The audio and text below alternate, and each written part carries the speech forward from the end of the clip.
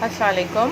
आज हम आपको अदरक लहसुन का पेस्ट बनाना सिखाएंगे और ये पेस्ट ज़्यादा टाइम तक कैसे स्टोर किया जाए वो भी हम आपको बताएंगे।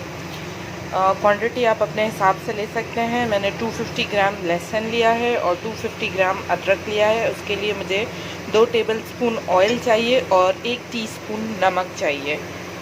अभी हम इनको जो है पील कर लेंगे, अदरक को भी लहसुन को भी, और छोटे पीसेस में काट लेंगे।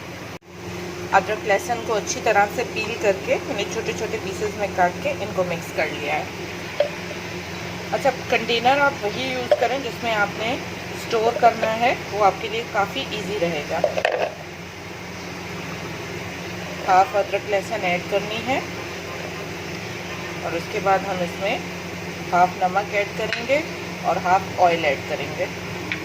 उसके बाद बाकी का हाफ ऐड करके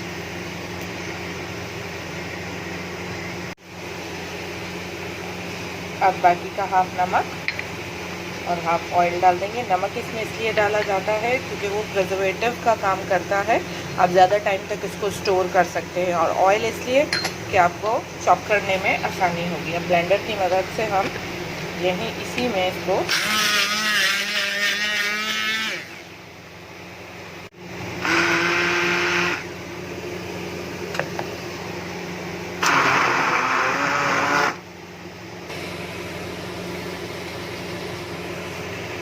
ये हमारा पेस्ट बन के रेडी हो चुका है, ये आप देख सकते हैं।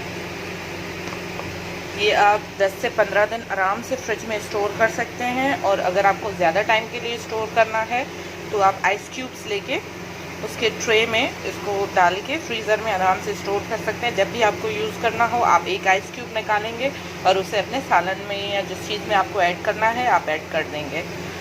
नमक डालना बहुत ज़रूरी है, नमक के बगैर ये ग्रीन हो जाएगा, ख़राब हो जाएगा और लास्ट नहीं करेगा, इसलिए नमक डालना इसमें बहुत इम्पॉर्टेंट है। ठीक है, थैंक यू।